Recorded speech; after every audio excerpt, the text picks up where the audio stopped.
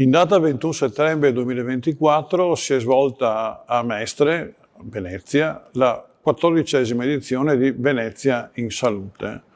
Un evento complesso che è diviso in due parti, un evento scientifico al mattino e un evento di comunicazione in piazza attraverso dei gazebo tra operatori sanitari a vario titolo e cittadini.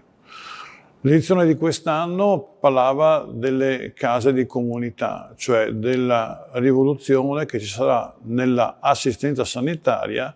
con un'interposizione di una nuova struttura tra quello che è la medicina territoriale e l'assistenza ospedaliera.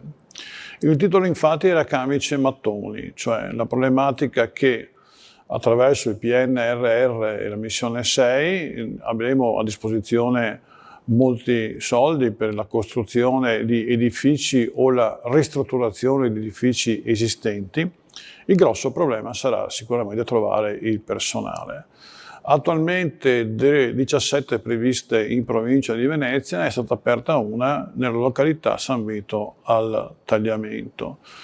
All'interno di queste strutture lavorano medici di medicina generale, ma anche infermieri, operatori, terapisti e psicologi, varie figure che devono trovare una nuova sinergia e una nuova collocazione. Infatti l'evento scientifico organizzato dal presidente Gabriele Gasparini attraverso la fondazione Ars Medica, che fa parte di Ordine Medici di Venezia, ha voluto fare un accreditamento per tutte quante le figure professionali sanitarie.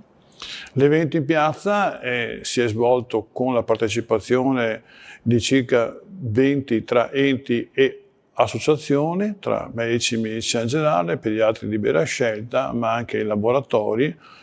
case di cura private o convenzionate, tutti quanti gli stakeholders del settore che hanno voluto passare un pomeriggio in una giornata fortunatamente di sole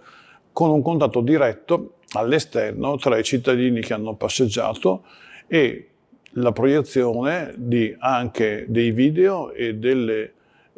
documentazioni di ritorno a quello che è la funzione di assistenza pubblica attraverso quello che è la medicina generale, l'assistenza territoriale e naturalmente anche tutte quante le collaborazioni del settore che concorrono a dare la salute al cittadino.